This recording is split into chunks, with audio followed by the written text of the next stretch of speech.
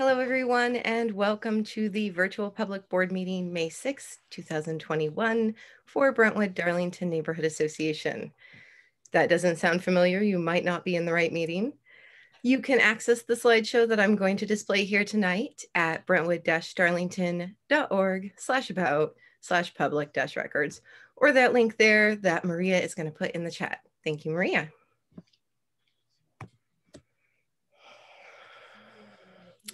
Quick thing on Zoom, in case you're not familiar, we are hosting all of our meetings using Zoom until it's safe to meet in person again. And you can view these meetings on our YouTube channel, and all those links that are on the slide there, Maria will put in the chat. If you're not familiar with Zoom, these are some of the buttons you may want to look for. They might be in different spots. They might look a little bit different, but it gives you an idea of what you might be looking for there. If you're on a smartphone, your buttons are in a little bit different spots usually, but same idea. And finally, if you're joining us by phone today, remember you can use *6 to mute and *9 to raise your hand. And all these links that are in the chat are also in the meeting slides folder in the public records in a document called links, and then it has the date for the meeting. On our agenda tonight, we've got community announcements. We're gonna have our elections, and then stay tuned after the break for news on Soak It Week and other projects. We're gonna do a quick round of welcomes, and you can pass if you don't want to introduce yourself. That's just fine. I'll go ahead and start. I'm Chelsea Powers. I have she, her pronouns, and not my first meeting. I'm the current chair of the Brentwood-Darlington Neighborhood Association. And I heard about Bdna originally through a National Night Out event, and I've been on the board, I think it's 5 or 6 years now. I'll have to check my dates for sure. And I'm gonna just call out names as I see them on my screen. Derek, you're next. Okay, I use he, him pronouns. I moved into the neighborhood in 2012, and trying to think, I joined the board. I was actually on the Richmond neighborhood board in Southeast Portland, which is kind of a little to the, what is that, to the north and the west of us. And so when I got in the neighborhood, I thought out the board to be involved, and that's how it all started. So, yeah. Great, thanks, Eric. Maria, you're next on my list. My name is Maria, pronouns she, her. This is not my first meeting, and I have lived in Brentwood-Darlington since 2017. I first heard about the BDNA with that helicopter Easter egg drop at the Brentwood Park from pre-COVID times. Yeah, I'm also involved with the land use committee and help with some technical things during our Zoom meetings. Thank you, Maria. And I want to say that you heard about that through Egg Drop because of a partnership that a previous chair, Leslie, made with Hope City Church, where she made that initial contact, and we got to put our brochures in 1 year. So yay, community partnerships, those work. Stephanie, you're next on my list. Hi, I'm Stephanie Frederick. I'm the chair of the Land Use Committee. I use she, her pronouns. I began attending meetings in April 2017. I moved into my house in May 2017. I joined the board in June 2017 and have been on the board continuously since then. I heard about the neighborhood association system long before I moved here, and it was one of the reasons that I did move to Portland. And as soon as I knew which neighborhood I was going to live in, I jumped into meetings here and was very pleased to be joining Chelsea and others in our neighborhood affairs. We are lucky to have you. Stay tuned for after the break to learn more about the Land Use Committee and the cool things they're doing. Laura Lee, you're next on my list. Hi, I'm Laura Lee Cole, she, her pronouns. I've lived in Brentwood-Darlington for 8 years now, and I've lived in Portland about 24 or 25 years. I first heard of Bdna walking by the community center near the park. And I am on the board secretary, and this is not my first meeting, probably about my 10th or 11th meeting. And we are lucky to have you. We really appreciate your work with the secretary stuff. Kim, you're next on my list. Hi everyone, my name is Kim Hill, she, her pronouns. This is not my first meeting. I have lived in Brentwood-Darlington since 2017. I heard about Bdna when I began asking questions, and Stephanie and Chelsea were kind enough to get back to me, and currently working with Lauralee on a Soak It Week project. Thank you, Kim. Glad to have you here. Paola, you're next. Hi, everyone. My name is Paola De La Cruz, she, her pronouns. I'm here on behalf of Southeast Uplift. I don't live in Brentwood-Darlington, but I do liaison work through Southeast Uplift. Thank you. Thanks, Paola. For those of you who don't know, Southeast Uplift is our neighborhood coalition. They provide our insurance and other support, as well as some grant funding, which we'll talk about later. Eli, you're next on my list. Hi, everybody. Eli. My pronouns are he, him. Not my first meeting. I'm with State Representative Jeff Reardon's office. So again, like Paola, not a neighbor, but interested to hear what you all have to say.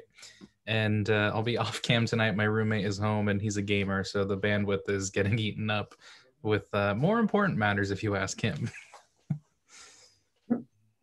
That's all right. We're happy to have you listening in anyway. Mary, you're next.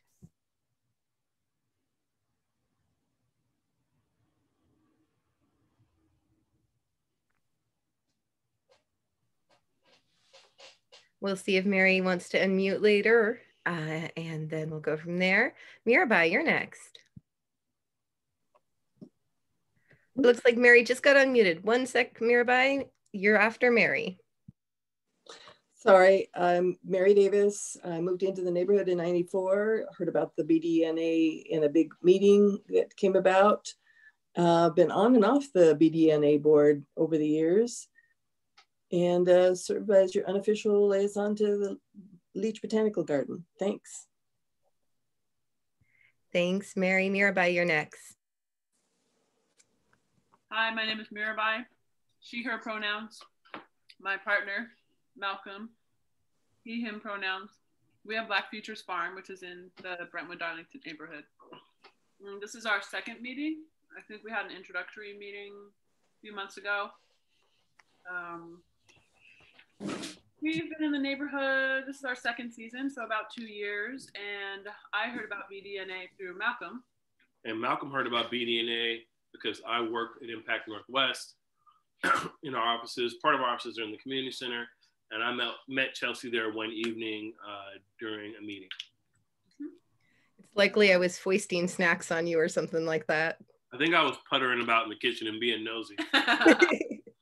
And you were definitely offered snacks then. Anything else? We are overjoyed to be in the community. You know, Black Futures Farm is in the Learning Gardens lab in the big mysterious compound at 60th between Flavel and Duke. And yeah, we're just really happy to be included, and thank you for inviting us to the meeting. Yep. We're happy to have you. Luke, you're next. Hi, Luke Maurer, Learning Gardens Lab Manager, he, him, el, ella, pronouns. Hi, Malcolm, Mirabai, and Chelsea, and all the friends from Bdna and new friends that I don't know. Yep, not my first meeting. I lived in Brentwood-Darlington from 2012 to earlier this year and still work at Learning Gardens Lab. Heard about Bdna through Learning Gardens Lab at an event, I think before I worked there. I we'll keep it a little less than short because I won't take up a whole announcement time, but I'll say, do visit us on Saturday from 10 to 1 for the Learning Gardens Lab kind of Mother's Day plant sale. We'll have another one on the 22nd and lots of peppers and tomatoes coming. You're taking the steam out of my slideshow here, Luke. All right, next on my list is Christina. You want to introduce yourself?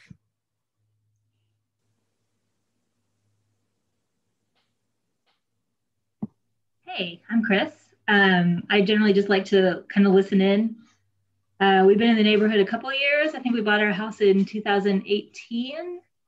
Yeah, so it's a great little organization. I listened in the first time early in the pandemic and thought, wow, this is really terrific.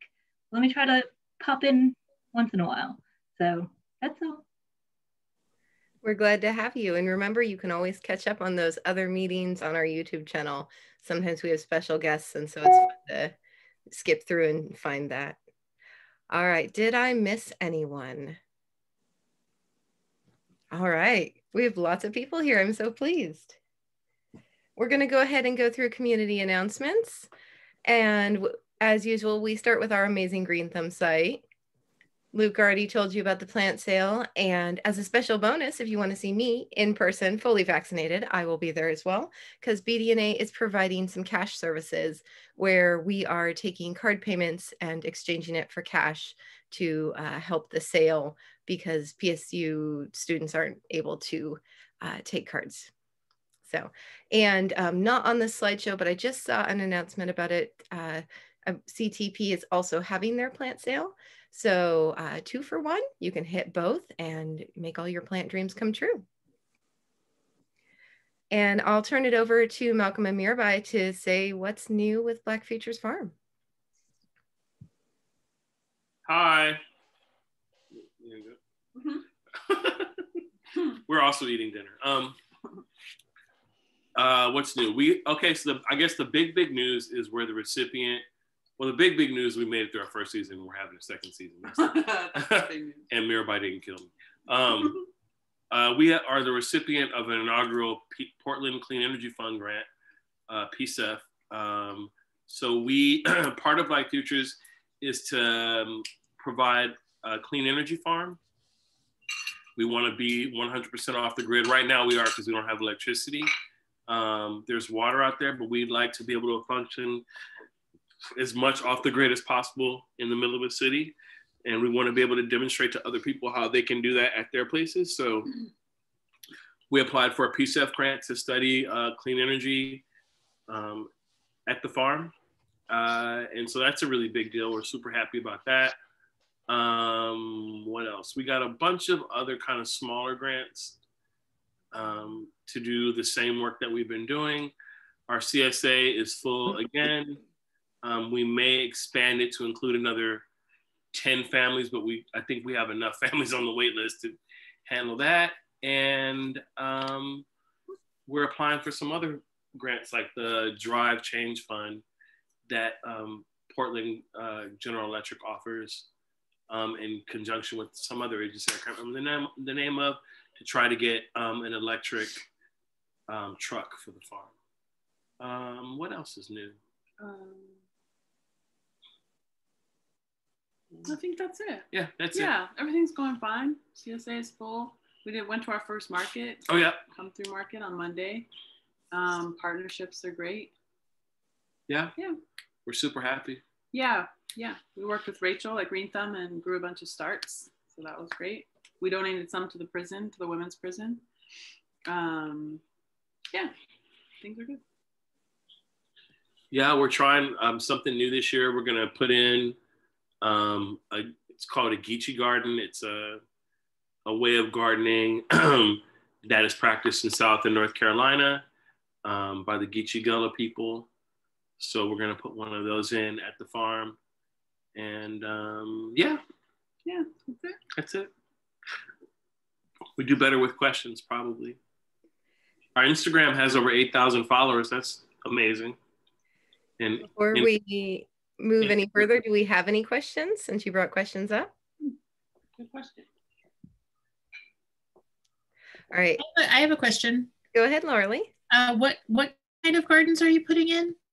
It's called a Geechee garden. Geechee is spelled Geechee.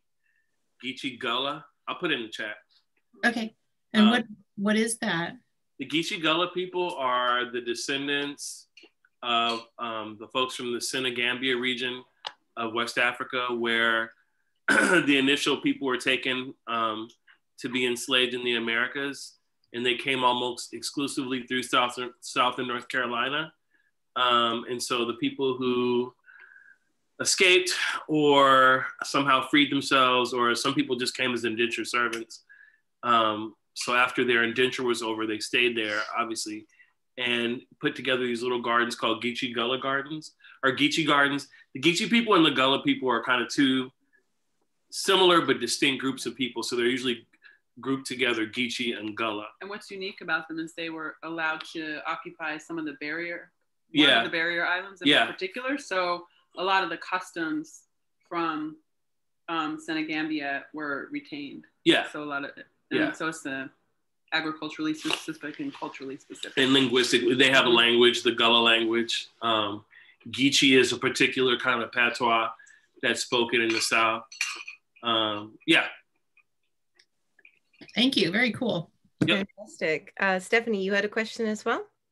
I also want to know what Geechee gardening was. I'm glad to hear the history, but I'd like to know what is unique about Geechee gardening.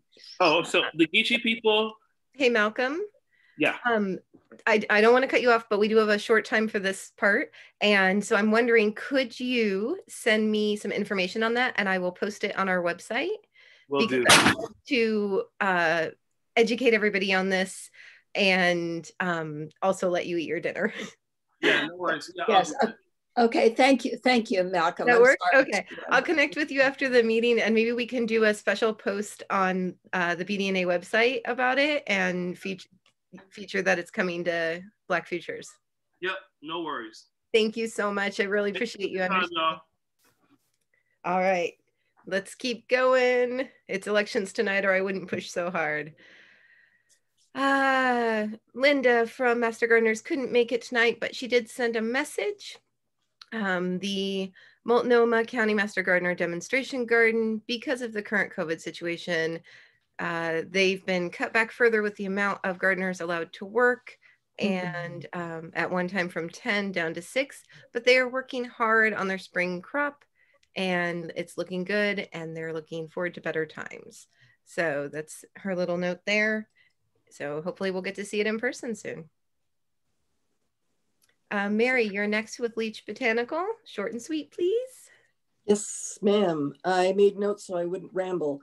The upper garden opened on April 16th. We had over 1,900 visitors in the first 3 days. And subsequent to that, we've had over 5,000 visitors just in April alone.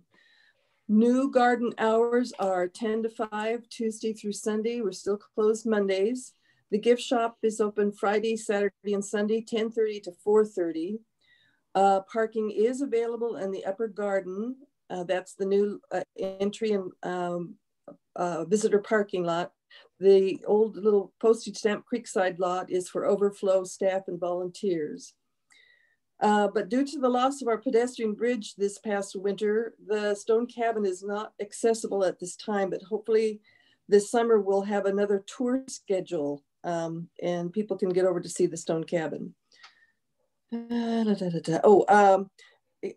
the restrictions on COVID restrictions on visitors, timed reservations are required and are available at the leachgarden.org website. Admission is free at this time, but you can make a donation at the visitor center at the new entrance, or you can become a member of Leach Garden Friends. Members have access to discounts and unlimited guest passes.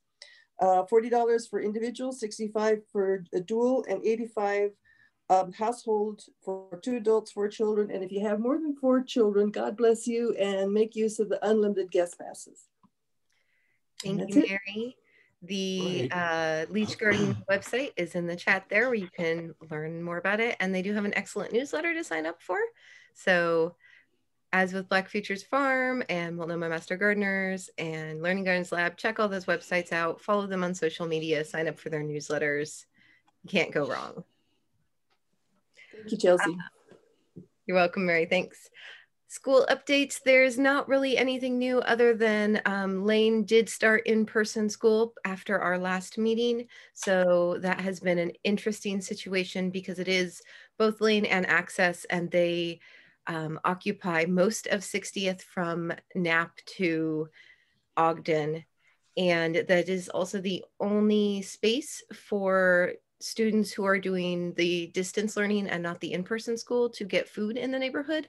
And they have to walk through a busy parking lot and buses at school ending time to access it. So I did mention that to the principal, Mike Rao, and hopefully they'll find a better solution because it's not currently very safe. So that's the only update I have on schools, unless anybody else has one. It is Teacher Appreciation Week, so thank your teachers.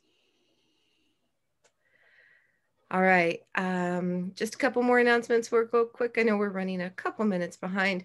There is a community-led Pride Parade coming up that's being organized with Brentwood-Darlington Neighbor and the Lewis Elementary PTA. So check their Facebook event there. And they're also looking for volunteers to put up flyers.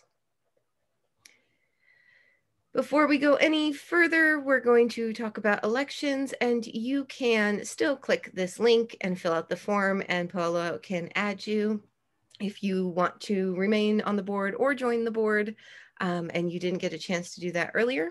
That gives her all of the information to add you to the ballot. And Maria will put that link in the chat. Thank you, Maria. All right. We'll move through this quickly so we can get elections done and make it short and sweet. But we always do a little year in review. It wasn't our normal year, as we all know. So, but we did manage to keep Bdna going. We didn't miss any meetings. All meetings were hosted this year, and we were able to do some fun things. We've been giving out grocery gift cards to Grocery Outlet, our local store here, for neighbors experiencing food insecurity. Those are being distributed right now through the pop-up pantry at both locations. I gave one out yesterday to a neighbor who was taking food to a young man who had just moved into the neighborhood and was experiencing some hardship. So that was really nice to do. We have the Transportation Growth Management Planning Grant coming in. We have gotten our new brochures up, and also following that, we received a grant from Southeast Uplift to translate into 2 languages, in Vietnamese and Spanish. The Vietnamese one is done. Spanish is almost done. It's just waiting to come back to me. The SOCIC Week, which we'll hear about later tonight. We have a pretty good YouTube channel going. You can catch all of our meetings since we've moved to Zoom. And we've also supported neighborhood events. We've done mask tables and at a couple of Black Lives Matter events, as well as the most recent Learning Gardens Lab plant sale. So we've done everything that's been safe to do this year, and we've kept Bdna moving and projects churning in the background. Any questions before I move on? All right. I also wanted to say thank you to all of the board members that participated in last year. Many of them are here tonight, but especially I want to give shout outs to Stephanie for doing the land use committee, Laura Lee for being secretary, Lynn for being treasurer, Derek for all of the outreach he does, Shannon for being our farm liaison, Gail for being parks and generally knowing a ton about everything, Pam for representing us on Southeast Uplift and all of the other great things she brought with Arrow Heights Park and the Arts Council. So thank you, all of our 2020-2021 board members. It has been a great year to be with you, despite everything else. Thank you, Chelsea.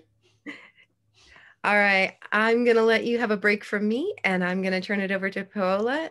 Paola, your graphics are 1 per slide, so just let me know when you want it moved over. All right, yeah, you can move that over. So I will be posting the link to the Google form, which is the ballot that you can fill out to make your votes in the chat. And once it's posted, it's going to be open for 24 hours.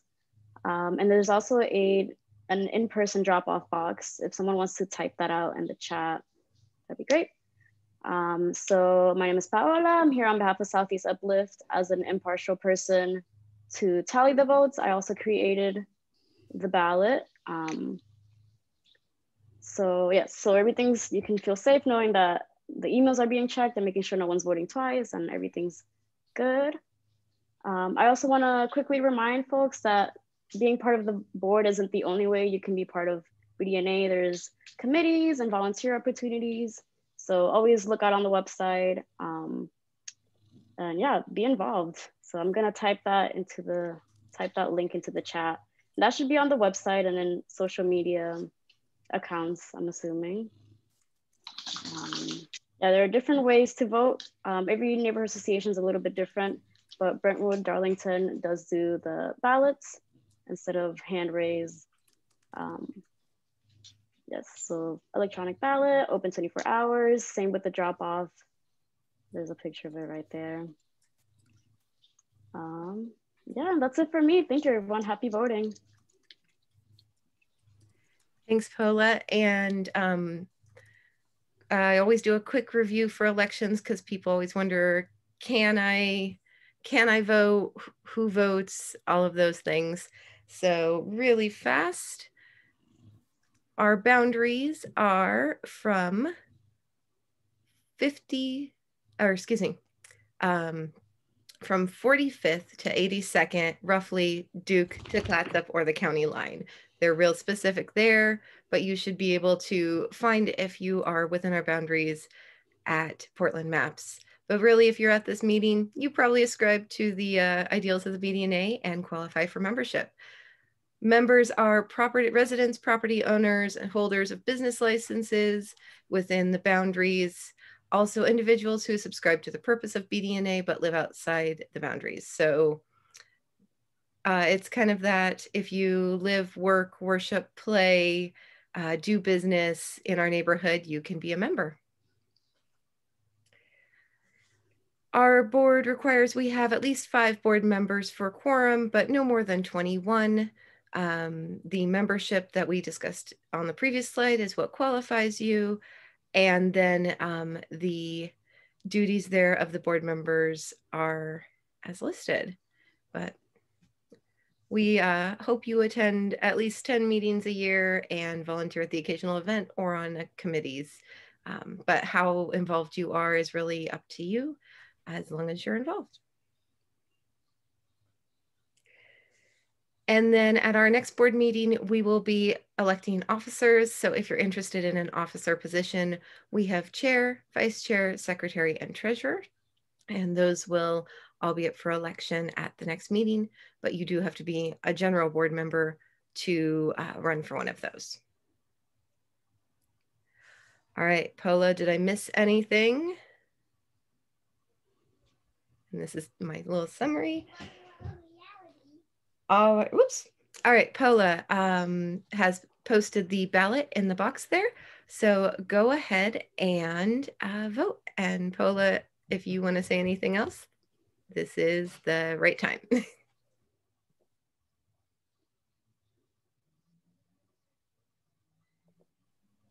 And this link, as she said, will be posted. We'll post it on the website and across social media tomorrow after the meeting tonight. So look for it there. And really, elections, Paola, is there anything else I need to do for the elections? I think she may have frozen. So since that seems to be about it, and we'll announce the results later, I'm wondering if Mirabai and Malcolm would like to talk more about the Geechee Gully farms, since we have a little extra time.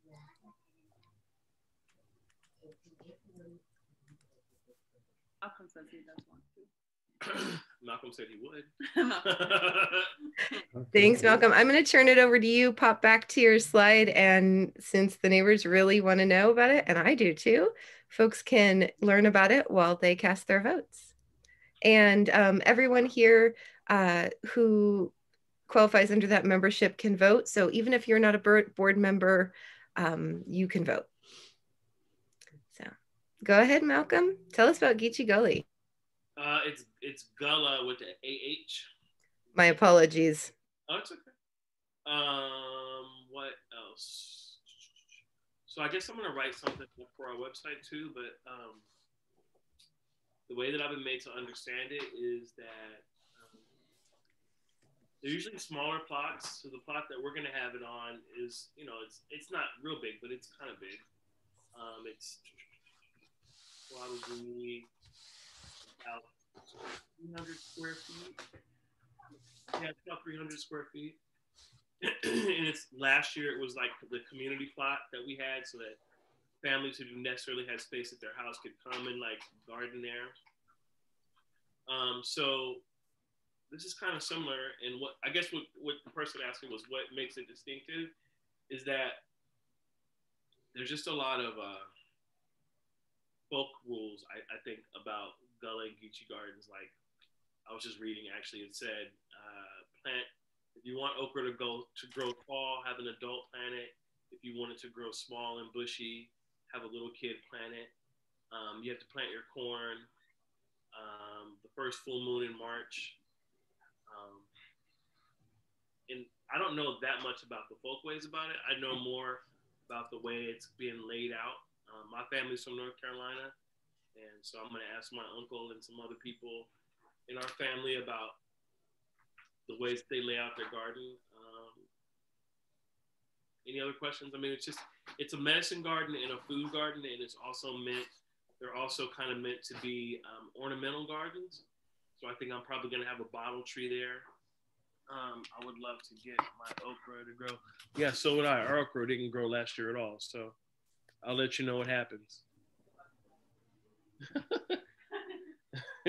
Maybe we can share tips. Our okra was pathetic last year. I eat okra. My wife said, does anybody even eat okra? I eat okra. I do. I see hands up. I'm a fan of fried okra. Yeah, fried okra is the only way. I don't like it in I don't like it in gumbo because I don't like slimy things, but I like fried okra. But that's like fried anything. You can fry it. Do you want to come talk? No. Okay. I'm having ice cream. Yeah. So it's gonna be laid out so that you walk in at a couple different points, and it'll have like a couple windy turns in it, and there'll be places to sit down. Like I said, I'm gonna do a bottle tree, and I'll have we'll have medicines there, and it'll be cool. It'll just be like a nice, aromatic, peaceful, flowers, food, and cultural garden.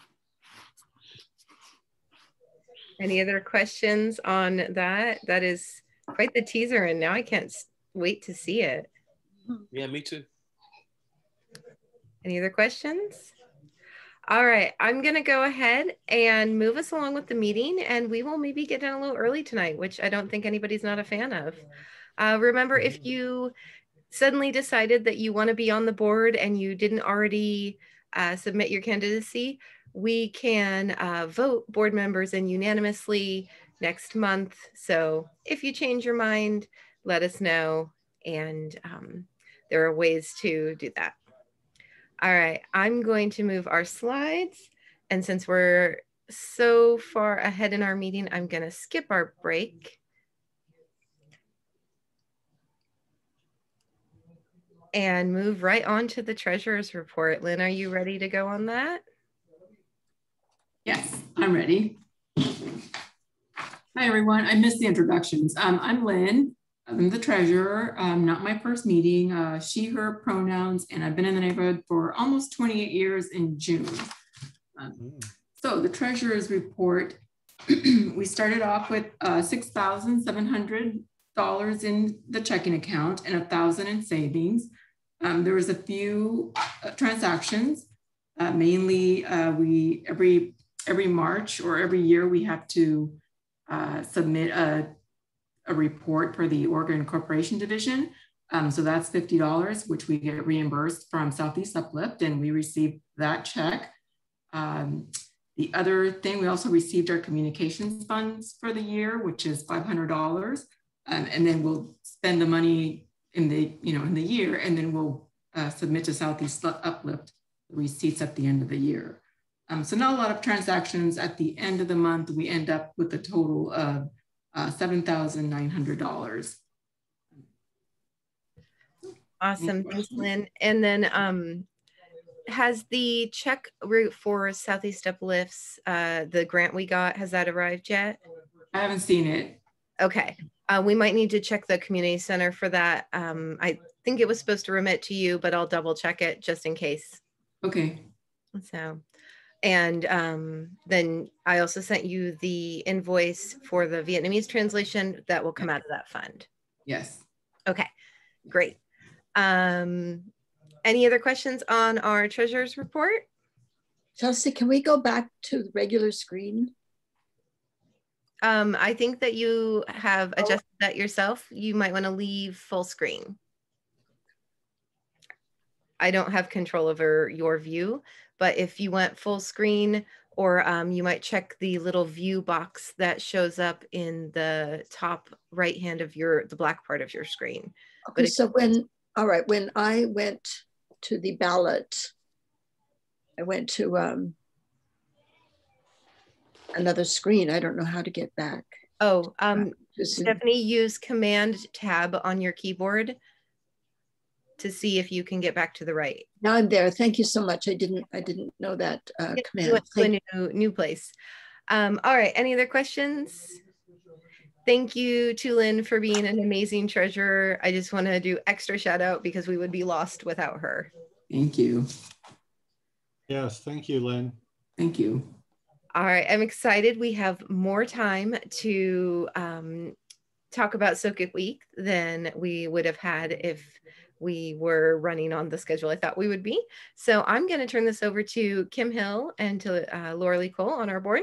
They are the amazing team that are putting this together as part of the Land Use Committee.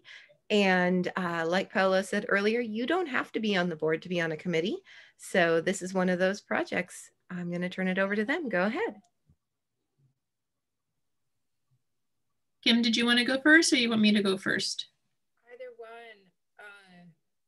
How about if I just hop in, because you took the charge last month, and I've got a few notes here of places we can start. So hello, everyone. Glad to be at tonight's meeting. Just wanted to give a brief update on Soak-It Week. Soak-It Week has become so excitingly a collaborative effort with Brentwood-Darlington Neighborhood Association, with Trees for Life Oregon, and with Rose CDC Youth Initiative, and some wonderful updates as far as marketing. Chelsea, our board chair, has really wonderful marketing skills and created an amazing logo. The flyers that you see here, as well as, so she can hand those out at the plant sale, and we have a press release that's almost ready to go. Chelsea confirmed today that the Brentwood Community Center has been reserved. So we have that as our location for 2 June events, and those are June 12th and June 19th. And we will be there from 10 a.m. to noon on both those days, handing out buckets. They will have stickers on them. These Soak-It Week buckets, let me recap, have holes drilled in them, and we'll have a sticker on the front with instructions, and they'll have a flyer on the inside with the instructions in multiple languages. I believe they are Spanish, Chinese, and Russian.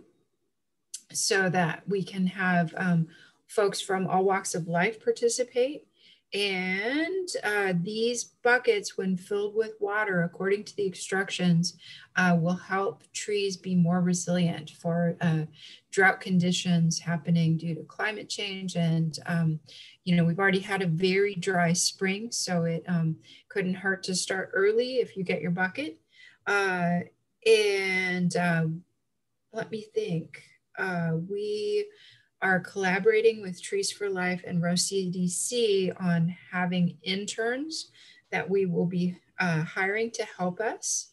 And this is great. We have youth who will be getting some work experience, and Rose CDC provides a training program for them. And let's see, also Lorelai and I will be doing a training for Soak It Week with Trees for Life, who initiated this great program on May 22nd. And we should be receiving pre-drilled buckets that we'll need to put stickers on very soon. So hopefully that was brief enough. Any questions?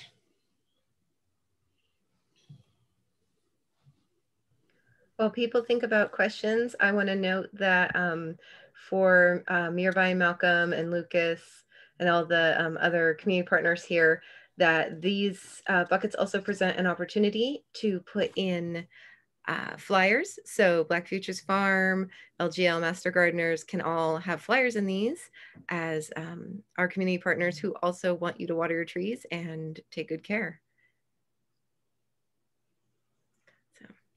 And Bdna folks, the flyer pictured here is what I gave out at the plant sale, and it has on the back our upcoming or our virtual meetings in 3 languages. So that's some things I've been giving out, and Derek will talk more about that later in the meeting. I can see you excited for inserts. Yes. Any other questions on Soak It Week? Awesome. Thank you to Kim and Lauralee for doing a great job on putting that together. And there's on our website, which I believe Maria put in the chat there, the Soak It Week on our website has a sign up form where you can sign up, and we will email you when the buckets are ready and reminders of when to put in your, to fill them up and water your trees. Did I miss anything on that, Kim? Okay. No, that's great. Awesome. So fantastic. Stephanie, you are up with land use and transportation. Okay, very good. It will be fairly brief because I have been off on medical leave, but I can do some reporting. First of all, as far as development and housing sales in the neighborhood, I know that house sales are still going through the roof, and Derek Covey can tell us about this in a moment, so I'm not going to say anything more. But we also have we continue to have a constant stream of parcel divisions and with individual housing units, planned for each. And it's almost as though the residential infill project has hit us early, and that project will allow for multiple units to be built on single parcels of land, but developers now are just dividing the land and building units, and so the effect is the same. So we're densifying rapidly in Brentwood-Darlington, and almost every street seems to have new construction occurring on it. So it's really quite amazing what's happening along with the housing sales. You all may have noticed that the little strip mall at 52nd and Flavel Street has been all prettied up, I guess, in an attempt to get it sold. The first, they cleaned up that sign so that all the rusting, dangling cables were gone, and the paint job was cleaned up. And nothing happens. So now the owners have paved over that wretched parking lot that had those gigantic potholes in it. And so it's got a beautiful paving job with parking spaces painted in, and the two dumpsters at the back of the parking lot that were always surrounded with garbage are being kept very clean and neat. So the facelift there has been very startling. So I encourage everyone to go and have a look. And one thing you'll notice is that along the east edge of the strip mall parcel, there's a raised ledge of asphalt that divides the parking lot along the property line that runs right through the parking lot. And to the east of this raised ledge is a section, is a parcel that has been divided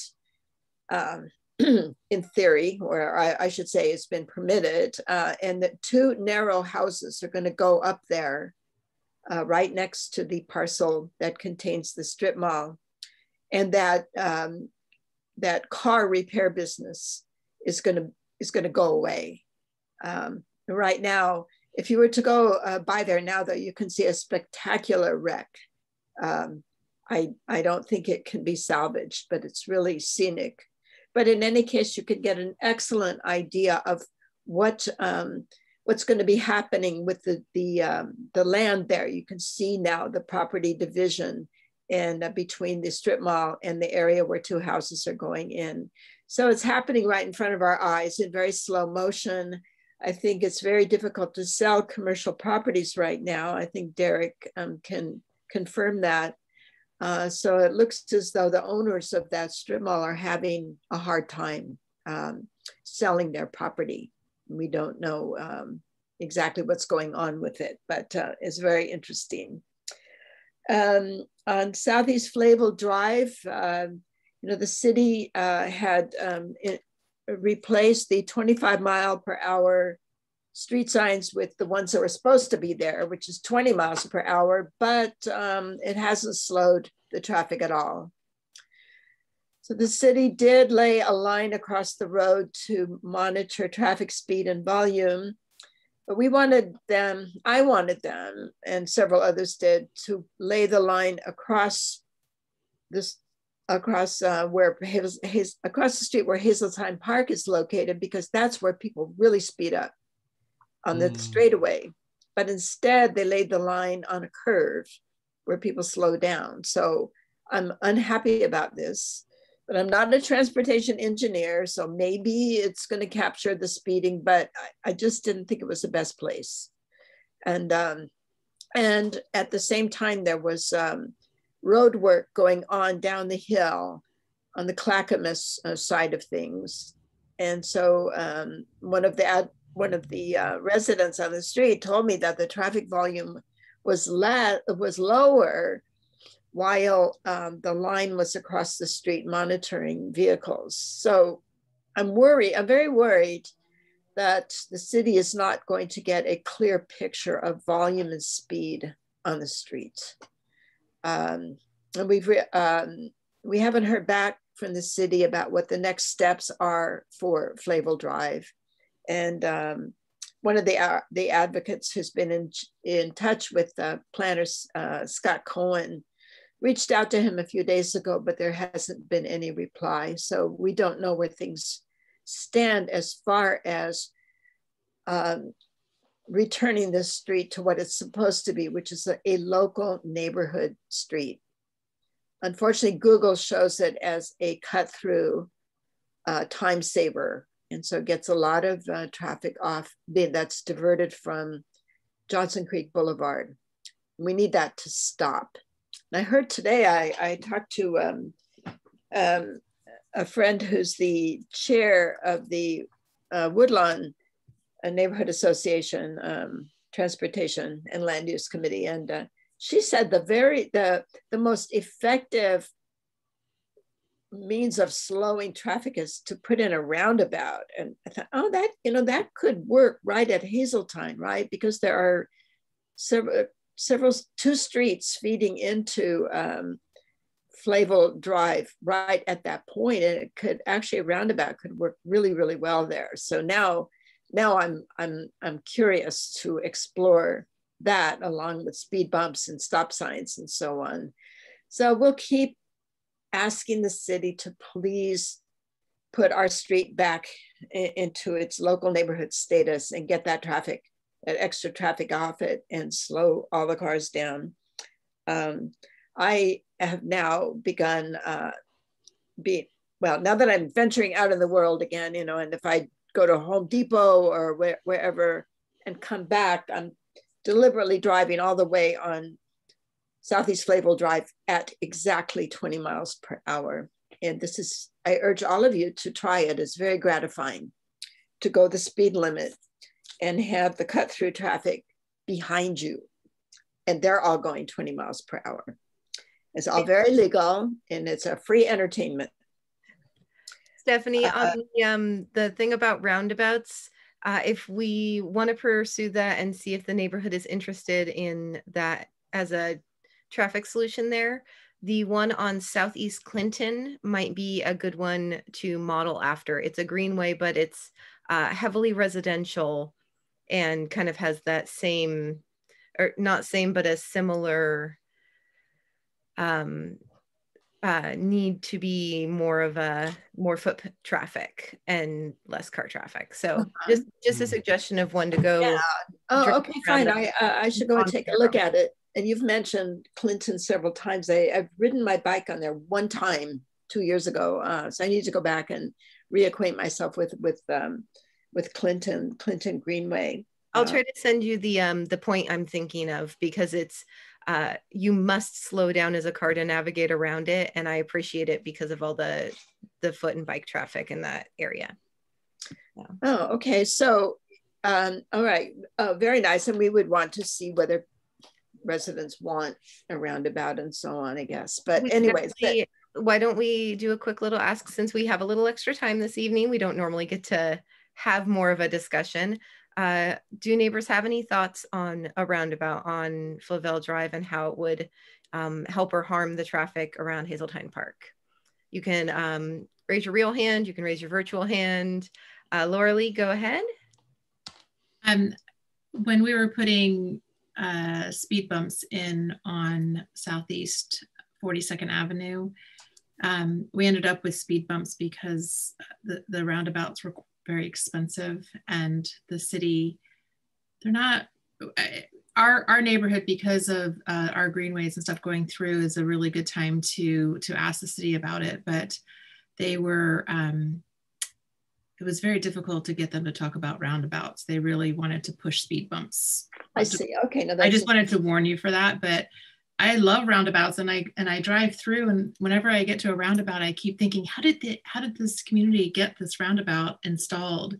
Because we had a really, really hard time trying to convince them that we wanted roundabouts and not speed bumps. Okay, no, that's very interesting. Are they more expensive because they're a concrete installation, or what? You know, when we got the speed bumps installed on 42nd Avenue, the residents had to pay for a portion of it. Oh, right. Yeah. Okay. I remember the story now. Yeah. You're telling me.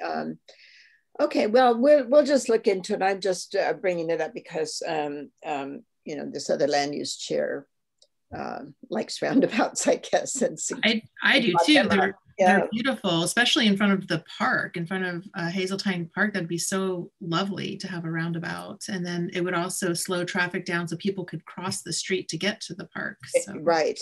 Yeah, you could have a pedestrian crossing to one side of the roundabout, and that could be very effective, much safer situation.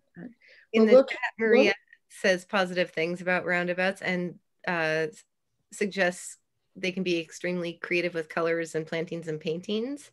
Yeah. So Stephanie, we might look into alternative roundabouts, like we've looked into alternative walkways and alternative road surfaces and ways to bring something a little less expensive and more creative to solve our problems when the city doesn't have the capacity, funding, or planners available. So it could be a non-traditional roundabout that is full of plants and is, metal troughs. And so we might be worth looking into what the rules are and how creative we could get with our solutions there. No, I agree. I feel that we should absolutely not give up on Flavel Drive, or I like to say Flavel, but Pam says Flavel, so I'm caught in between the two of you here. But yeah, I think we should pursue every avenue we can. And then another situation that we have, which is at 52nd and Knapp, where people who are cycling on Knapp and trying to use the crossing, the Safe Routes to School raised island crossing there, those eastbound cyclists end up cycling against the traffic. And we have, brought this up with PBOT, and I reported it at 823 Safe and never gotten a response. And I went out there one day to observe it, but I need to go out regularly to see if we have people who are using it going to and from the schools, Lewis and Lane. But I am very unhappy about the silence surrounding this situation. It's clearly not an okay situation, but PBOT's position is silence. So now that I'm kind of back and getting active again, we'll have to see if we can't do something about that situation, but I just don't know what to do at this time. But okay, anyway, to go on to another matter, it's no longer of urgency, but when we were thinking of using Southeast 60th Avenue for the Circuit Week car lineup and distribution, I learned, this has been a very deep learning experience for me. I said I would seek out the permits. And then once I started doing that, I learned that we need to have a certificate of liability insurance on file with the city of Portland. So then I turned to Leah Fisher at Southeast Uplift to see if that was possible to obtain. And as usual with or at least so far, I haven't heard anything back about it. And I would like to know whether it's possible to be insured for something like this, where we close one lane and we use the right of way. And I called PBOT and talked to a representative there who's associated with who is in the permit office, and said, it's just 2 hours on each of 2 Saturdays. And it's a wide street, little traffic. I mean, why do we have to pay maybe as much as $400 and go through a lot of rigmarole for such an event? It's nope, no exceptions, that's it. And then Kim Hill sent me a website from PBOT saying that, well, no, special events are acknowledged, and very short-term uses and so on. I haven't explored that yet to verify whether that extends to lane closure on a street, but it may. And so I'm learning, and again, thank God we don't need this now, but I'm finding difficulty in a couple of directions here. But I'm most unhappy about the insurance. Months ago, I asked Southeast Uplift about liability insurance that could be applied to our residents who borrow our radar gun to collect data on on traffic speeds in our neighborhood. Never heard a word. And it seems to me like 2 or 3 years ago, we wanted insurance so we could have childcare, right? Is that right, Chelsea? Going on 6 years now. And again, no insurance and no information. And so I'm just very unhappy about this situation. The silence is deafening. And at least they could say, no, we're not going to help you with this. Go away. So you could stop emailing and hoping, right? So I don't know what to do about this, but I thought the coalition exists to help us with problems and help us carry out projects and things that we need to do, and to help support our residents. And I'm finding that it's not necessarily so. Insurance is one of the main things they are supposed to be helping us with. So we should probably follow up with them and see if we can get even just a statement of what we are actually insured for and what that covers, because we've never been explicitly told. Kimberly in the chat asked if it would help if several people emailed. Unfortunately, I'm not sure that would help in this matter because it's a BDNA matter, but we may take you up on that if we can't make any progress. We have been trying to get childcare insurance since before I was chair. So that's. And it does seem to me that something like Circuit Week and even using the radar speak on we should be able to have liability insurance so that we can do things like distribute the buckets, assess. Those should fall under our normal events that we host kind of insurance, which is what we've been told we have through Southeast Uplift. And now I'm concerned that we don't have the kind of insurance that they've been telling us. So let's, board members, let's make a note to nail them down to get us an actual of what we are currently insured for. Yeah, just let us know what's covered and what isn't. Then we know where we stand.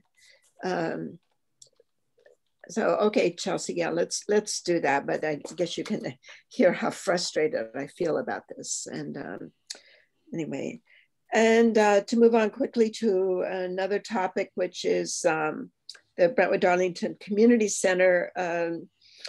We've been trying to reconstruct our history as far as the community center is concerned, and Impact Northwest is very interested in having an agreement with us about our use of the community center, and Impact wants to open up the BDCC to a more real community neighborhood use, which is very exciting. Pam, who's no longer going to continue on the board, though, has advised us to get all the legal documents that we can so that we can build a file so that, again, we understand where we are. So I'm going to try to obtain from Multnomah County the document that shows that it owns the building, and the document that shows that it leases the land from Portland Public Schools. And in the course of doing that, I'm going to try to find out whether there are any other agreements or documents, although Andy Nelson, the executive director of Impact Northwest, told me that Impact uses the community center and is in charge of maintaining it and renting out space and allowing people to reserve rooms, for, I don't know, card games and birthday parties and that kind of thing. But he said there is no written agreement, which is astonishing. There's no written agreement between Impact and the county. So the Impact and the county need to set up an agreement. And then it's not clear whether our use or our status with the BDCC would be conducted with Impact or with the county. So it's not clear to me. Maybe it's with the owner of the building. But there used to be an agreement. We can't find it anywhere. But clearly we have access. We have a key. We have a mailbox now. We have storage space in the kitchen. We're able to use space in the building without being charged. And so those privileges come out of obviously an old agreement, but is nowhere to be found. So we need to put a new agreement together, and I'd like to see us do things like we did before. You know, you offered to pay for refurbishing the floors. I think in exchange for our privileges, we could have some responsibilities for the BDCC, maybe once a year, clean up the grounds. That could be a big neighborhood thing with food and music. It could be fun. And I know I mentioned this before, and I'm just bringing it up again to say that I'm going to be pursuing these things with Chelsea's help. And but I think it's exciting to the idea that we can kind of start anew and have partnership with Impact Northwest and the county in the use of the Brentwood-Darlington Neighborhood Center. But it's going to take a while to pull these documents together and make sure that we're on good legal footing, you know, whatever we do. And so I'm sure we'll still have Pam looking over our shoulder to remind us, okay, stay on the straight and narrow, and don't open ourselves up to any kind of liability. And I think that's important to keep in mind. And then finally, I don't know what's happening with the TGM plan. I had some people contact me who applied to be on the project advisory committee, and they submitted their applications and never heard back. That whole application process is being handled by ACO, and it seems that a certain professional conduct is lacking. Usually when people submit applications, they automatically get a notification saying, hey, we've received your application. We will be in touch with you as soon as we have processed it. This is probably going to take a few weeks. And then you know where you stand. But these three people who talked to me have never heard a word. And so I don't know what's happening with the project advisory committee or with the TGM planning process itself. So I need to get in touch with Marty and see whether, in fact, it's underway. It's become a big mystery now. And I will stop there. I don't have any other things to report. I'll send out an agenda tomorrow for next week's meeting. And if there are any questions, I can try to answer them. Do we have any questions for Stephanie? All right, I will remind neighbors that you can sign up for Stephanie's very excellent newsletter by emailing the email in the chat, bdlandjuice@gmail.com, and definitely recommend it. Lots of information on there. We'll go ahead and keep moving forward. Speaking of Pam and Southeast Uplift, Pam is not joining us on the board. And that for this year, she's having some rest and relaxation, well-deserved, and we hope to see her at future meetings. But that does mean that we will need a new representative for Southeast Uplift. So definitely want to put that out there for board members or community members. And if you are interested in Southeast Uplift and going to their virtual meetings and reporting back, let me know, and we will work on getting you all up to date on that. In the meantime, board members who are continuing on, we may want to set up a rotation to make sure one of us attends Southeast Uplift. And I know not everybody might be able to do that, but if you are, let me know, either email or chat, and I'll find out when those meetings are. I believe they're on a Monday. So, all right. We're going to do some more committee reports. A reminder that the next all committees meeting is May 18th at 6 p.m. We did change that time. It goes from 6 to 7. You do not have to be a board member to participate, and they are public meetings. Everyone is welcome. Those 4 committees are the ones that we try to keep active. Right now, some of them are more dormant than others because we don't have enough people to move them around. But one that is active is the Events and Outreach Committee. Thank you, Derek. Mm-hmm. And I work with Derek on that one. And I want to show our very first ever Bdna brochure in Vietnamese. Shout out to Paola from Southeast Uplift for connecting me with a translator who turned this over in remarkable time.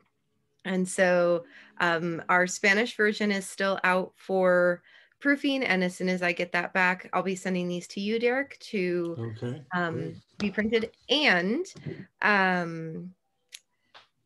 I also have trifold inserts, and I'm going to use the translations from this and the Spanish one to update our meeting times on the back into the to English, Spanish, Vietnamese to go with our new brochure languages.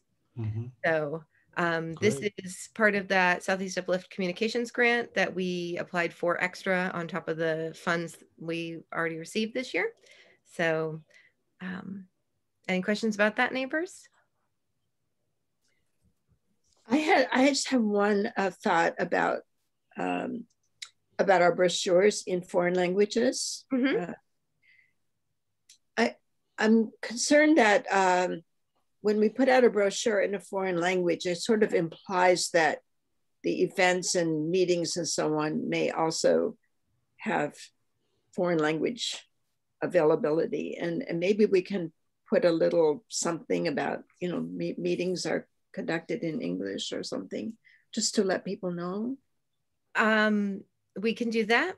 We can also cross that bridge when it finally happens. I would be more than thrilled to have the problem of someone showing up where they received a brochure in Vietnamese and learned about our neighborhood association. There are, in a pinch, there are translation services you can call if you really need it. So if we had that in an emergency situation, we would figure something out. That is a good suggestion, and I think it would be good to add to our monthly posts and agendas and things like that. And okay, because I was just the only reason I brought it up, and I love this work that you've done, Chelsea, and I just think it's great. But I was picturing myself in Vladivostok, say, walking the streets and finding, you know, reading a poster that's in English. So glad to see it in English. And so I rushed to the meeting and voila, it's all in Russian. So, oh my gosh, should need a little heads up, I guess. It's a good idea. We'll make sure on the inserts that I do for the trifolds that there's a little note at the bottom. Yeah, just something. But if they let us know, we can connect with a translation service. So if somebody gets this and they want to attend a meeting, we will find that service. Okay, super. All right. Any other questions, comments on these? On this? No, but thank you for doing this, Chelsea. This is wonderful. And the way we've done it, we can recycle pretty much all these translations. They're in a spreadsheet with their English counterparts, so we can use them on other media too. Oh boy, okay, great. I'm going to let Derek take over and talk about this. Derek, I have both the map and the numbers, so let me know when you want your slideshow moved along. Sure, I can describe what's on the screen. And just full disclosure, I'm a principal broker with eXp Realty. So I think I did something like this last month, the last meeting. These are the current active listings. And if you're curious, the one that's just a slightly different color, that's what's called a bumpable buyer, which means that it's under contract, but because there's a contingency, like let's say the buyer has to sell a house, another person is still able to write an offer. And if the sellers like that offer better than the current offer, they can give the bumpable buyer a chance, like 24 hours or 72 hours, to remove that contingency. If the buyer is not able to do that, then that person who writes a second offer would move into what's called first position and be under contract with that seller. So what is that word that you're using? Bumpable? Bumpable buyer. So and this came in X amount of years ago. And you see this when a seller, you know, they'll get an offer, but it's a great offer typically, right? Because you're trying to get somebody to, you know, entertain your offer when, let's say you have a house that you're a week away from putting on the market. So we're seeing a little more of this. we're also seeing some people stepping up and doing things where they try to create what used to be called a bridge loan, but it's not a bridge loan, but you find somebody that's going to front you the money so you can have a cash offer to buy a property, and then you pay that cash back when you sell your property a month or two later. People, it's very competitive situation out there, if you've heard. And so people are trying to figure out, well, if I could be a cash buyer, I'm going to beat all these others that have loans or mortgages, because that requires an appraisal and sometimes lender required repairs. So it's a fast moving market. I am seeing, can you go to the next slide there, Chelsea? So you'll see there's the active listings, and there's the one bumpable buyer. And are you able to shift it again further down in that, or? This was all of them. I connected them together. So this was the bottom of one page and the top of the other. I gotcha. Okay. Laura Lee has a question when you get to that. Sure. Great. So yeah, what is your question, Laura Lee? I'm still obsessed with this bumpable buyer thing. Oh, sure. Okay. So does the seller decide when they're putting their house on the market that they're going to allow bumps, or is it just everybody now? Well, I think it happens kind of in the moment. So I've seen it where now you're seeing sellers trying to, I don't know, kind of, they're raising their price. Sometimes sellers are getting a little more unrealistic. And of course, you know, before, you know, you're seeing property, these active listings being on the market like 40 days, where typically things that are, a lot of properties are going sale pending in this market 5 to 11 days, right? And so what I see with the bumpable offer is typically a home may be priced a little above everything else. And then there's a buyer out there that says, yeah, we'll pay a little bit more because we're at a disadvantage. We have to sell this house over here, let's say in East County, that's you know, east of 205. And so the seller says, well, you know, we don't have any other offers. We don't want to drop our price. So they would take that offer, but they'd take it as a bumpable buyer, just so they're not limiting themselves if a better offer comes. Now, when that seller is able to put their house on the market and get it under contract, then they give the seller notice and it moves out of bumpable buyer status to what's called sale pending.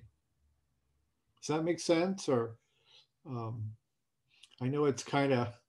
It makes sense. It just, for somebody who is shopping for a house and putting offers in, it is challenging. And so, yeah, and just to share with you, I have a success story for you, buyer success story. I've sold a property during the winter storm on 69, just north of Harold. And I think of like Mount Scott Arleta up there. So we had 5 offers. They sold 21,000 over list. Is a great thing for my seller. On another property that sold the same time, not my listing, but the house is identical to a house that I'm going to be listing soon in a matter of like weeks. And so it's the exact same house, not as nice as the one my seller builder's working on. He bought it from his aunt, and it was something that was it's just an older home that had never been updated. So he did all that. He took 4 months to do it. And so we went and looked at this other house that was put on the market during the same time during the snowstorm. If you remember that, it came like in Friday. And so they ended up having 10 offers. And I talked to the buyers. I told them that I had a listing similar to that, and I'd be happy to share with them when it goes on the market, and they could even preview it. But I wanted to know details. How'd they win, right? They were one of 10 buyers. So it was listed for $440. They ended up buying it for $495, which is the offer they wrote it for. And they did something that I'm seeing more and more buyers do. They did an appraisal waiver for $60,000. And so how this works is when they went under contract with these sellers, and then once they did their inspections, they moved on to the appraisal, which is required by the lender. The house that's listed for $440 appraised for $460. So what that means is the contract price is $495. So there's $35,000 that a buyer would have to bring addition to their 20% down. And so for these particular buyers, that was still a win for them. And they had lost out on bidding wars in Selwood south of Woodstock near the library. They lost on that bidding. And also something off of Foster, close in, maybe like 69th, just off a block off of Foster. So great for walk score and so on. But long story short, because they did this appraisal waiver of 60,000, there was actually an offer that was better or higher than theirs, but they didn't have the same appraisal waiver. So the street smart sellers and their agents are looking for what's called that appraisal waiver. At the same time, it means the seller has to be able to come up with additional funds. But you know, I talked with them. There's somebody, they moved to Portland 4 or 5 years ago. They've been renting. They've been working hard, saving their money. And they were kind of feeling kind of beat up in the process. But at the same time, they're in their own house now and they're not renting anymore. So, you know, it was you know, so that's a success. You know, people are able to buy houses. And I think, you know, we are going to see a lot more density. I know there's a lot more apartments everywhere. And we've talked about that before. So, and I think if people ask me how long this market's going to go like this, I know it's not sustainable, but I remember back in the 90s when I first got in real estate, they said we're in a bubble, and we didn't see that until 2008. You know what I mean? So, but I think the other part of it is if you're talking about a mortgage, and I know a good person, you know, if anyone's interested when they're ready, interest rates are really low. That's another thing kind of driving this market. We have low interest rates. We have not a lot of inventory. And we still have people in markets like California. I tell people, as long as they're able to sell their house in another market, could be California, could be somewhere else, and then they have the ability to sell and come up here. And I think that pandemic and a lot of things going on in the country has just kind of accelerated that push. You know, look at these prices. I can't believe it. And on your map, you showed over on the east side of Brentwood-Darlington, right, some very high prices in neighborhoods you wouldn't expect. Like, look at 750,000. Right, and that one, yeah, on the bottom there, that's near, I think it's right on the county line practically. Yeah. Is that Clatsop? That one there, yeah, is just on this side of Clatsop. I drove out there to see the lot because I was curious. And so, but it looks like there's a house there now that they're going to demo. I'm happy to share info, but when I go into RMLS and look this up, it looks like there's an architect rendering of the home that's going to be built. So this is a custom home, and it's kind of, it looks like there's a drive that drops off down the road. And of course, you know, I'm not going to walk down there. Somebody, you know, somebody maybe still be living there, but they're probably in the process of demoing that, or it may be beyond the house where that property is. But it looked pretty good on the computer. But at the end of the day, I do know when a market gets hot like this, it's hard for people, agents, especially newer agents that aren't experienced, to take what's called overpriced listings. So, and that's why I think you have to keep your eye on the ball with the sale pendings and the solds. And if we looked at, and I think I sent to a lot of people that where you have the complete slide to a lot of board members. And if there's anybody that can hear my voice and didn't get that, I'm happy to send it to me. Just, you know, text me or email me. I'm happy to share it. But the sale pendings, if you look at those, the days on the market are like 6, 7, 8 days on the market. Wow. But if you're looking at the active listings, you're seeing that going up to 40, which tells me that, you know, everything price right selling. So if something's been on the market more than 30 days, it's there's either somebody's not able to get in and see the property, or number one, that's number two, but number one is it's overpriced. So buyers are going on Zillow or Redfin or whichever, realtor.com, and they're looking at prices and they're kind of deciding, buyers as a group, what are the best 3 or 4 based on location, condition, amenities, and the best 3 or 4 are the ones that get offers. The other properties tend to get showings, but like, let's say 9 and 10, the ones that are more overpriced than everything else, they just sit on the market and they get few, if any, showings. Are they overpriced? Are there overpriced?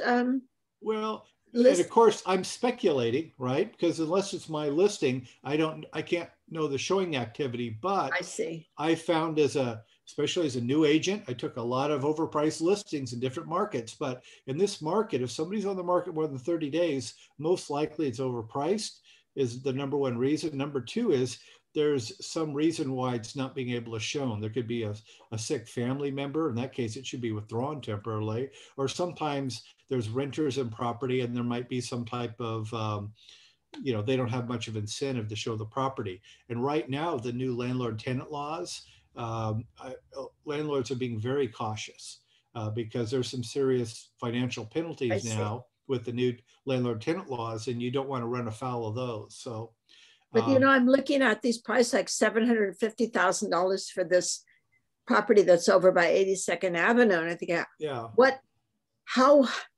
what is overpriced? I mean, are there things on the market equivalent properties for say 900,000 or $1 million? I mean, well, I'm thinking as a group of these, and I actually should pull up the slides because I think I sent you, Stephanie, the complete slide of this where you see active listings, right, sale pendings, and then sold. But if you look at the days on the market, the stats for the sale pendings, you're going to see that's a lot shorter than the active listings. So as a general rule, sale pendings, well, you know the price right, because especially if it's sold less than 2 weeks, people most likely they got multiple offers, and the win for pricing something at or below market is you get a lot of market exposure very quickly. And not only do you tend to get the price bid up, but also because you have that activity, you're typically able as a seller to get not only under contract, but also get a backup offer, a buyer waiting in the rings if anything happens with the first offer. And that tends to help the seller as far as negotiating with the buyer they're under contract with after inspections. So that because there's a lot of buyer remorse after they win a bidding war, right? They get a bid up 35,000, even like the young couple I talked about. I think it's Amber and David there. It was tough going negotiating with the seller. They found a leaky oil tank in the ground that the seller wasn't aware of, which is not uncommon because if a seller doesn't find it when they buy it, they don't tend to look for it after that, right? And so that's why it's always have a good agent that knows what inspections you should be doing. Because on the older properties, you want to assume that because the next buyer will probably do all these great inspections and then find it eventually. Long story short, they ended up getting the seller to decommission the oil tank. It was less than $10,000. It still was a big win for the seller. I mean, but at the same time, you realize if the seller's trying to buy in this market in Portland, it's great until you become a buyer. But at the same time, I do know there's people out there that have been renting for 4 or 5 years, and because of the low interest rates, and they're able to actually buy something. And some of them have been saving money. I don't know if they've got a gift money from maybe family or something, but they're just socking away the money. So they have a 20% down payment, and if they can save up any more, then they can do that appraisal waiver and prevail in maybe a multiple offer situation where then the street smart sellers and their listing agents are aware of those appraisal waivers, because at the end of the day, regardless what you sell it for, if it comes in with a low appraisal, the buyer has an easy out. In a different market, more of an even market where houses are on the market, let's say 4 or 5 months on average, then a lot of times in a market like that, a seller might agree to drop the price because they think, well, that's the kind of market we're in. But not in this market. And the appraisals, again, they work for the banks, and the banks are just trying not to get caught up in this speculative frenzy. But at the same time, there's buyers still buying. And while they do feel kind of a little beat up in the process, they're just so glad they're not renting anymore. And also they're not in a condo. They've got a front yard and a backyard. They've got a fenced backyard. And during this pandemic, having your own private space, especially a yard or backyard, if you have a dog or young children, it's a premium. So, on that note, I want to make sure that we kind of keep this in mind as we go forward with the TGM grant planning process and how this is already affecting gentrification in our neighborhood before we can even implement some of those protections. Because Right. I'm looking at these prices here, and we wouldn't be able to buy in this neighborhood at this point. It would be. Oh, I wouldn't either. That does distort it. So I feel I'm that just might blown not be away the best because I've been slide, here. because they're 6 active years listings.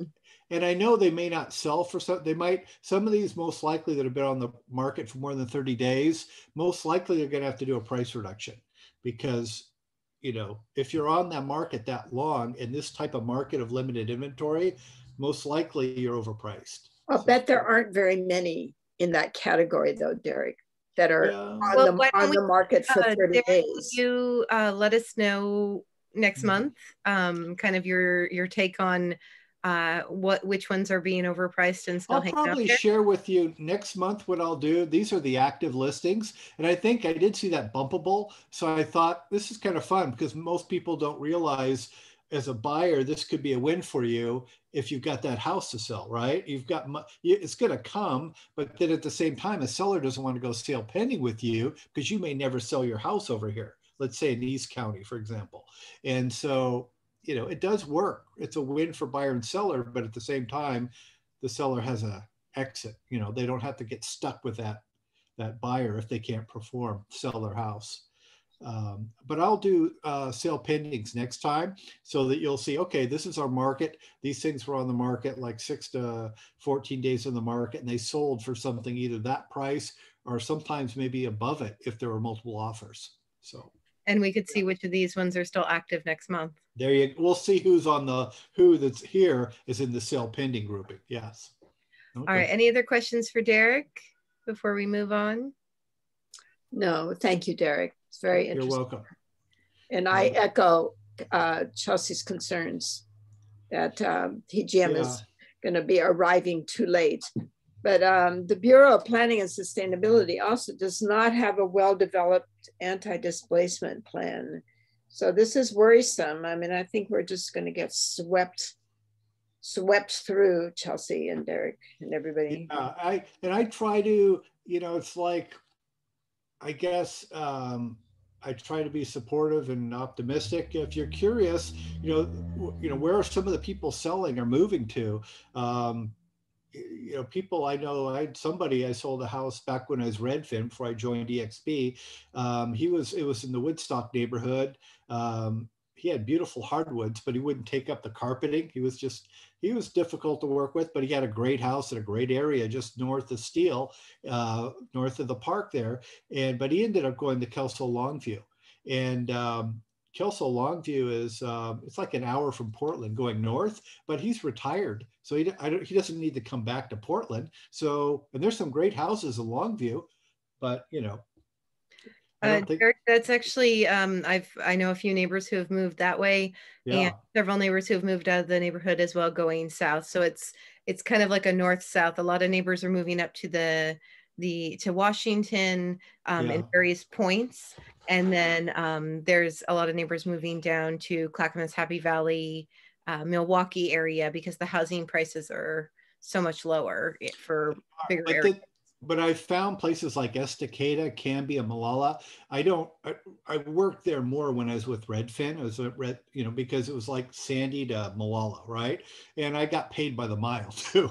And so, but anyway, I saw like Canby, Malala, those used to be small towns back in the day, you know, I don't know, 10, 15, 20 years ago, but they've got all the subdivisions with the big builders down there. And of course, the builders have dumped a bunch of money into the school. So I tell people, I feel like I've gone and moved somewhere. If you stay in Portland or in this metro area for 10 or more years, it's like you're in a new city. Everything changes around you. Mm-hmm. But I like to think it's good problems though, because when I talk to people, even people overseas, it's like the kind of, I don't know if it's a joke, but where do you want to be? Do you want to be a place where people are coming to? Like, you know, I don't want to get political, but even people coming to the southern United States, do you want to, you know, be that or place people are leaving like Russia? And I don't want to offend any Russians, but, you know, people aren't going to Russia trying to get in there. So, and of course, you know, but my thing is we have gentrification, but at the end of the day, I'd like to think that if it can be managed, it could be a good problem. We've got people coming here. I guess it's just a matter of it's going to be managed or is it going to be chaos? So, yeah. Well, we'll do our best to keep an eye on that. Thank you, Derek. Yep, thank you. Other board miscellaneous business, I saw that Laura Lee sent out some minutes. Laura Lee, we have enough time to vote on approving minutes. Do you want to make a motion on that? Oh gosh, I myself have not read them yet, Chelsea. You can abstain. Oh, very quickly though, I'm not sure we actually do not have quorum. I should have done this before we lost Lynn. So we will approve minutes at our next meeting with our new board, which is exactly quorum, hopefully, at least. Other items. I wanted to bring up, I don't have a slide for it because I forgot, but there is that new trash can survey and planning that is happening. The city is putting trash cans all over. So I'm going to post this link. There is a survey of where should we put trash cans? And Did you have some ideas? Did you suggest any? I have not sent mine in. I've been kind of watching what community members are suggesting, but I do have a few where I would like to see it. And my husband mentioned some where they would be helpful for him as a bus commuter when he's able to do that again. I'll just throw it out there. I did responded to the email, but not the survey, and I will do the survey. But we have a bag of trash very near like 67th and Duke, where the bus stop is. And I'm just thinking, and I see people there, but I kind of like, okay, it makes sense, but you know, maybe you should have some kind of trap at the bus stop, especially on Duke and Flavel.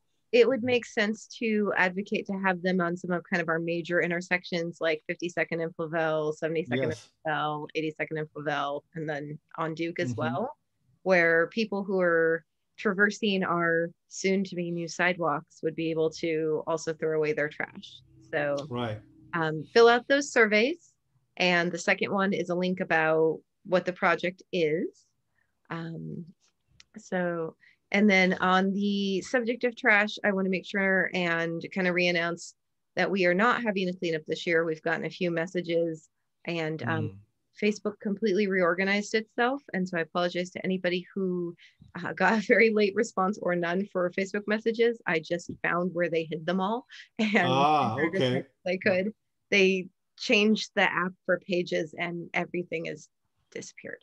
So thank you for those who emailed me going, hey, you're not answering.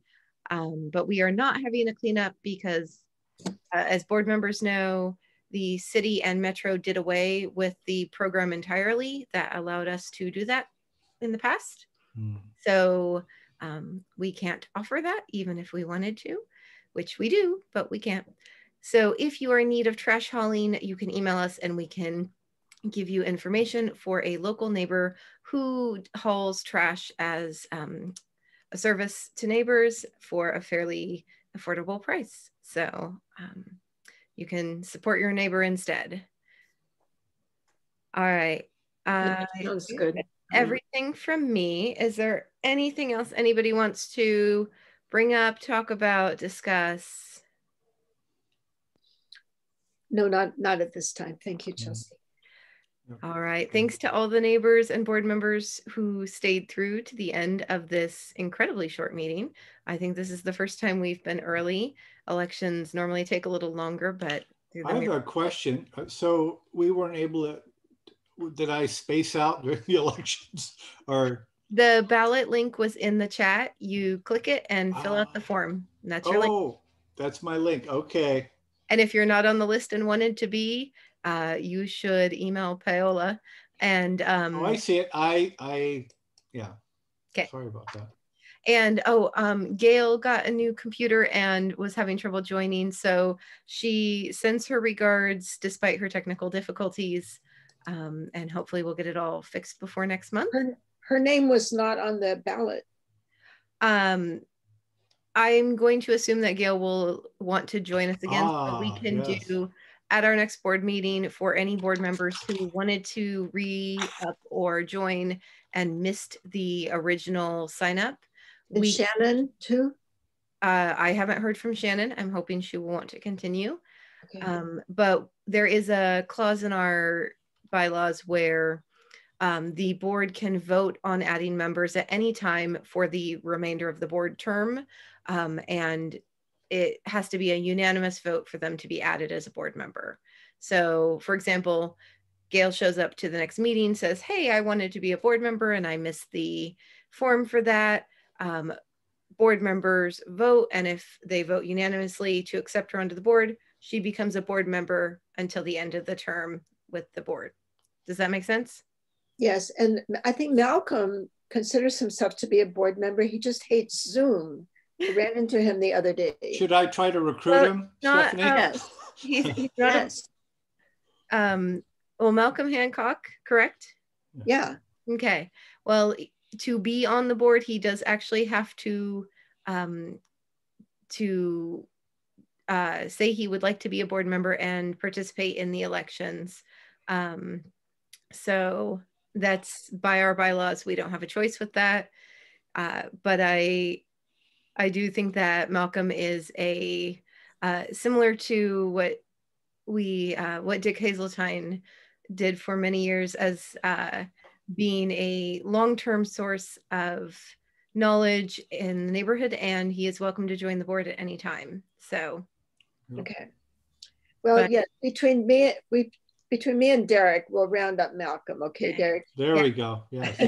Because of the bylaws, we can't shirk the voting aspect of that. So if he wants to be a board member officially, he does have to come and get voted onto the board. Gotcha. Okay. You have to follow the rules there. Okay. So I know all those rules. Oh, board, one more thing before we go. I'm going to meet up with Becky, and I am going to butcher her last name. Luning, I think it is, or Lunig. And tomorrow she's with the Woodstock Community Business Association, and we're going to talk about how we could bring a business association to Brentwood-Darlington, because I think that is something that we're really missing and could be beneficial, especially with the planning grant coming up. So I think that it's a great idea. I think we're at that point where we are on the cusp of all these things, and we need that piece to add to our puzzle to represent our businesses, because we have so many fabulous businesses here that aren't being represented by any business association at all.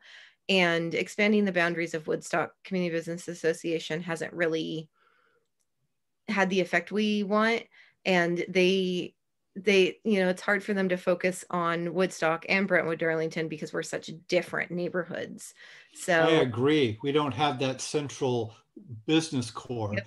And then they've got a lot of resources. I think the Woodstock, somebody told me they used to have a lot of food there at their meetings because of all the restaurants, right? Yeah, so they have different businesses. When they were meeting in person, different businesses would host, and there would always meeting, and there would be food, and they had a big annual meeting that would have like donated prizes and things like that. So I think I've been attending those meetings since Tina stopped being able to do that, and I think that is kind of next for what we can work on. And Derek, if you're interested in that, I will definitely hit you up, and any other neighbors who want to work with me on that.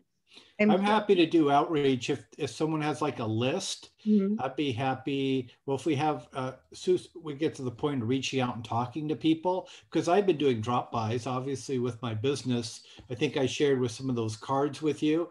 And so I've been to the Paola Clinic and actually, well, other places kind of.